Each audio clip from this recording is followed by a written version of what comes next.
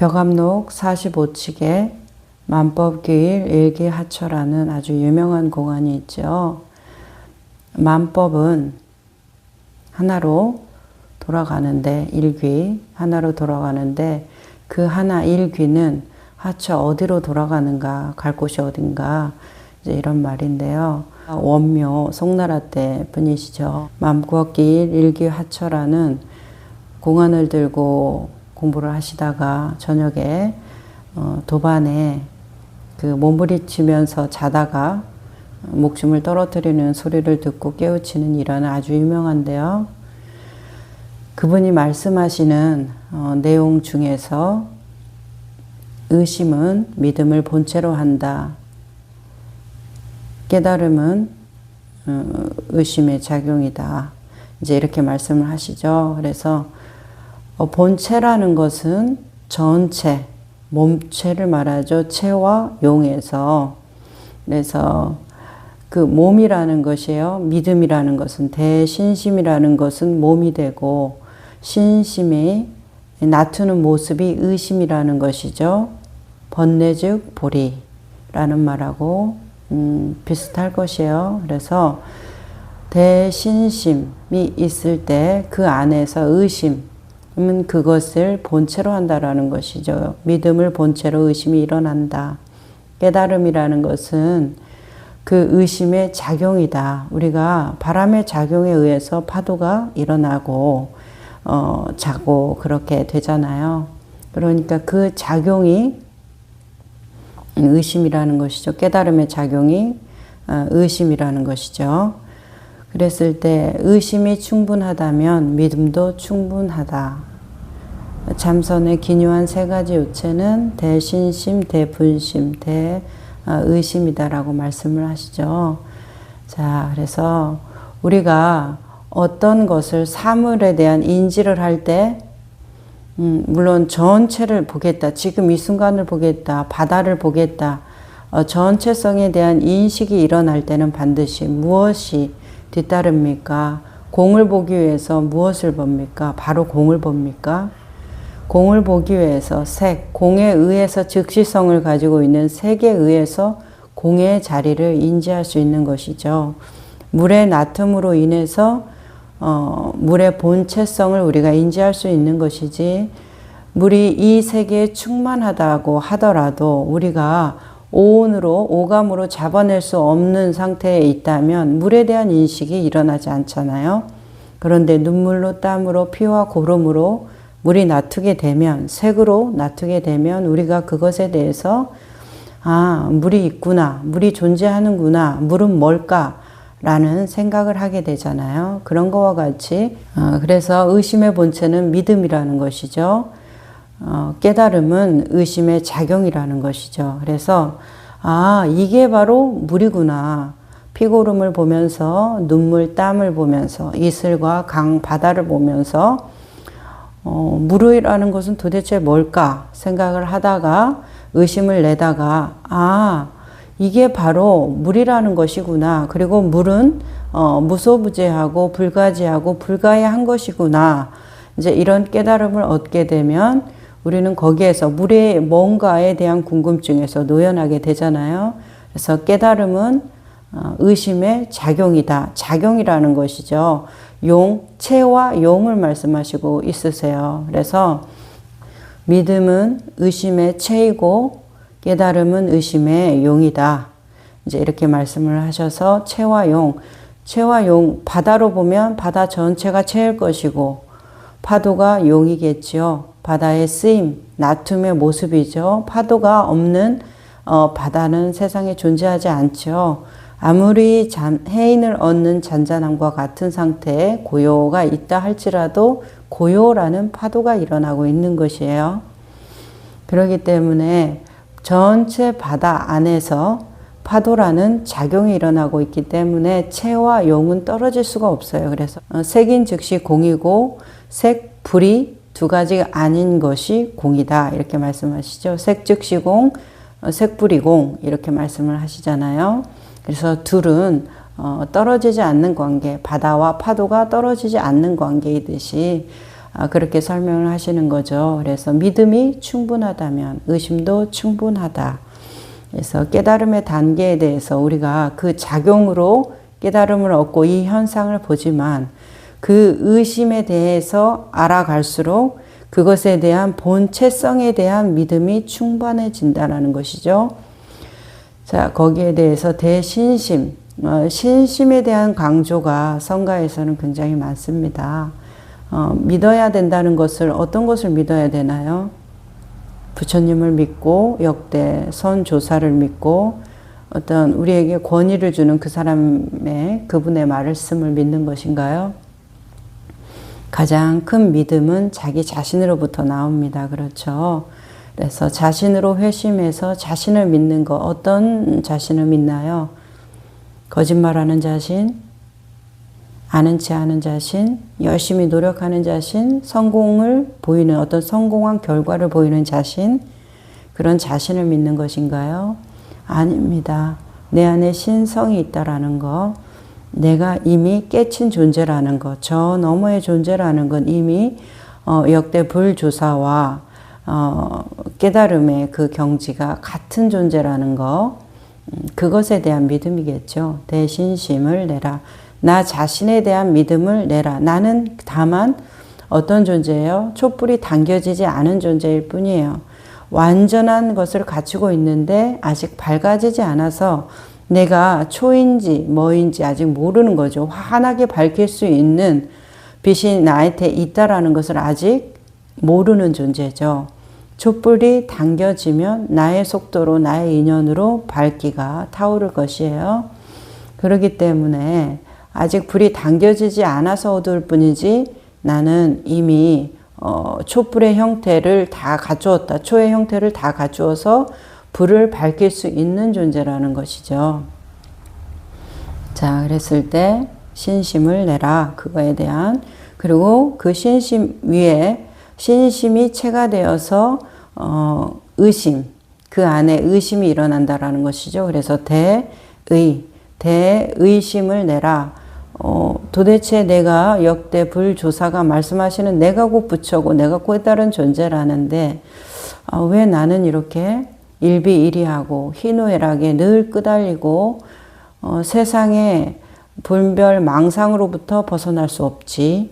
이제 그것이 대의심이죠. 왜 나는 그들과 같이 자유로워질 수 없지? 자, 대의심, 그 후에 대분심을 내라는 것이에요. 분심이라는 것은 어떤 책에서 이렇게 표현되어 있더라고요. 마땅히 죽고자 하는 길에 들어가서 죽으려고 했으나 살아 돌아오는 슬픔. 그래서 내가 살기 위해서 간 게 아니라 죽으려고 갔는데 죽으려는 결심도 있고 죽으려는 행위도 일어났는데 실제로 살아 돌아오는 뭐 때문에 그래요? 거기에 살아 돌아오는 슬픔에 뭐가 잔잔히 깔려 있나요? 애착, 분별, 망상, 집착, 나라는 그 에고 의식이겠죠. 그것이 결국은 끝끝내 자신을 놓지 못하고 나를 놓으려고 갔지만은 끝끝내 그 두려움과 공포에서 벗어나지 못하고 나를 다시 붙잡고 다시 붙잡는 그 슬픔과 괴로움이 분심. 이것밖에 안 되나? 이럴 수밖에 없나? 나는 도대체 누구인가? 뭔가? 왜 이렇게밖에 할 수 없는가에 대한 자기 자신에 대한 회한이겠죠. 그래서 대분심, 그래서 대신심, 대의심, 대분심을 내라. 이게 참선의 아주 기묘한 세 가지 요체다라고 말씀을 하셨어요. 고봉선사께서는 깨달으신 후에도 이렇게 편안하게 그 법당에서 법문을 설하시거나 그러지 않고 그 산에 지어놓은 그 작은 토굴 같은 데서 수행정진을 하셨잖아요. 육조 해능대사의 23대 손, 임재의 17대 적손이라고 표현을 해서 적손은 뭔가 이제 이렇게 제가 좀 찾아봤는데 어마어마한 수행력을 가지신 분이신 거죠. 적손이라는 건 그만큼 인정받았다는 뜻이잖아요. 그 수행할 때 그분이 사관, 죽으러 들어갔다는 말씀이죠. 죽을 사자. 그래서 사관이라는 것을 걸어놓고 그렇게 용맹정진을 하셨다고 그래요. 그 공부를 하는 간절함을 보면 가슴이 서늘할 정도입니다. 그 간절함에 대해서 어떤 형식에 따른 차이가 있겠지만 사실 모든 것을 꿰뚫는 한 가지는 진심이라고 저는 생각이 들어요. 근데 그분께서 사관이라는 것을 지어놓고 거기에서 이제 그분이 유명해지니까 그분께 어떤 깨달음을 얻고자 찾아오는 분들이 많았을 거 아니에요. 그랬을 때 세 가지 화두를 주셨다고 그래요.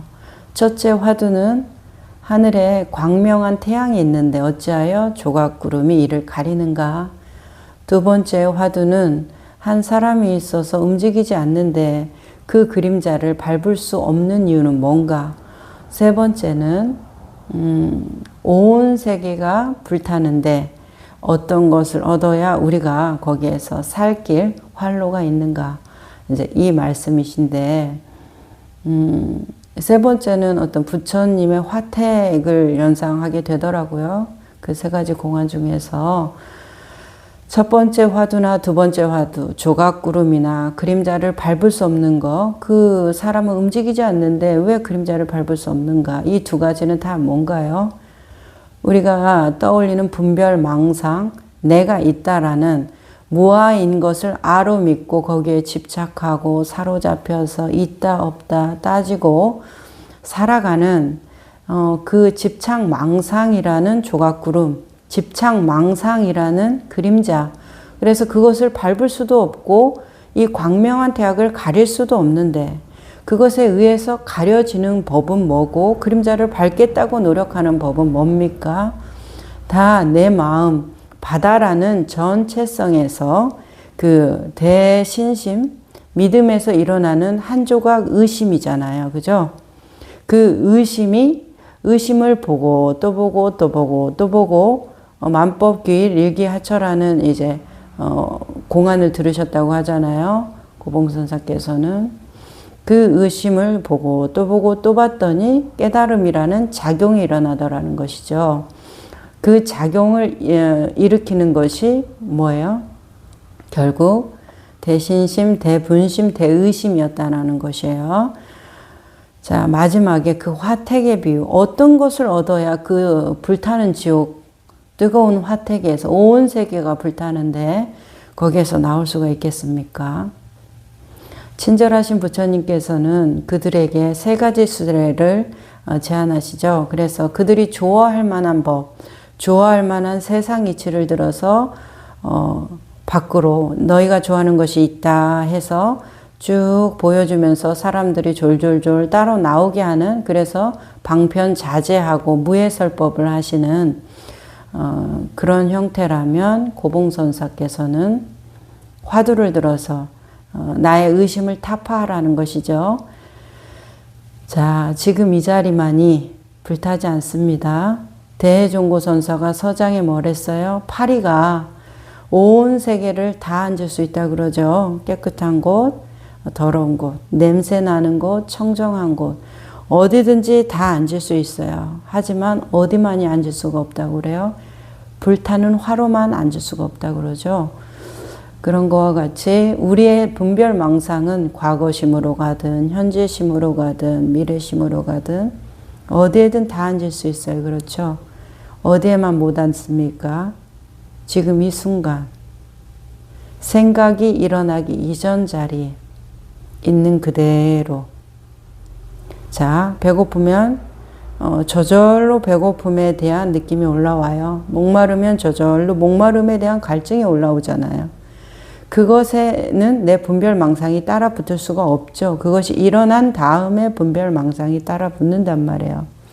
그러면 나의 목마름을 알아차리고 그것에 수순해서 돌이키고 그렇게 있는 그대로 보고 있는 그대로 보고 알아차리고 있는 그대로 보면서 자기가 일으키는 환상의 우물에 빠져들지 않고 자기가 일으키는 한 생각이 내 의식이 일으키는 환영임을 알고 그것을 돌이켜보고 돌이켜보면 그 의심이 그 환영이 깨달음이라는 작용을 일으키더라. 자, 그래서 바다 전체를 보기 위해서는 파도를 보지 않고는 바다를 우리가 볼 수가 있나요? 그리고 바다를 본다라는 것이 결국은 파도를 보는 것이잖아요. 그죠? 겉에 드러나는 것을 봄으로써 그 작용을 봄으로써 그 채성을 우리가 알 수 있는 것이잖아요. 그래서 모른다 알아. 모르는 것이 가장 친절하다. 모르는 길로 가는 것이 가장 빠른 길이다. 이제 이렇게 역대 선조사께서 말씀하시는 그 모른다는 뭐예요? 그냥 아무것도 몰라야 됩니까? 아무 생각도 없어야 돼요. 그냥 멍하고 덩 비어 있어야 합니까? 모든 것에 대한 인식, 생생함이 있는 그대로 그것에 대해서 안다, 모른다라는 작용 없이 있는 그대로 보는 것. 그러면서 쭉 묵묵히 내 마음을 청정히 닦아 나가는 것. 후둑지에 대해서 어떤 분이나 다 강조를 하고 계세요. 위양종을 만드신 분이죠. 앙산 해적 스님이 능히 생각할 수 있는 것은 마음이며 생각되어진 대상은 경계이다. 이렇게 말씀하셨어요. 능히 생각할 수 있는 것은 마음이다. 저절로 일어나는 본지 풍광의 마음일 것이에요. 우리가 인식, 전의식, 온의식이라고 하는 알아차림 자리, 그래서 화두의 말 이전 자리, 그래서 능히 생각할 수 있는 것은 마음이며 그 마음에 의해서 생각되어진 그 생각되어진 대상, 그 생각의 대상은 경계라고 하시잖아요. 그래서 마음이 일어났죠. 목마르다. 저절로 일어났어요. 능히 생각되어졌죠. 목마르다. 저절로 일어나는 것입니다. 내가 목마르고 싶어서 목마른 게 아니라 저절로 일어나죠. 능히 생각할 수 있는 것이 마음이다. 이때 그냥 저절로 목마르다. 능히 생각될 수 있죠. 그렇지만 그 생각되어진 대상은 물, 목마르다, 물 마시고 싶네. 생각되어진 대상은 경계라는 것이에요. 그래서 내가 목마르다, 그리고 물을 마셔야 되겠네. 이런 모든 것들이 경계라는 것. 경계라는 것은 무엇을 만들죠? 탐진치, 삼독, 아니면 오온의 쌓임이 경계를 만들어서 좋네, 싫네, 많다, 적다, 좋다, 싫다, 옳다, 그르다. 이런 분별과 취착을 만들어내는 것이 경계잖아요. 나라는 한계선을 지어놓는다라는 것이죠. 마음, 그냥 목마르다는 생각은 나라는 한계선이 일어나지 않는데 생각되어진 대상은 그 대상을 보죠. 목마르다라는 것이 대상으로 가요. 처음에는 그냥 일어났는데 목마름에 대해서 딱 생각으로 붙잡으면 대상화되는 거예요. 대상이 따로 있는 것이 아니에요. 대상이 따로 있는 것이 아니라 내가 그것을 그렇게 보면 취착과 애착으로 보면 대상이 되는 것이에요. 왜 대상이 되죠? 너와 나가 구별되고 분리되기 때문에 대상이 되는 것이죠. 그렇게 되면은 뭐예요?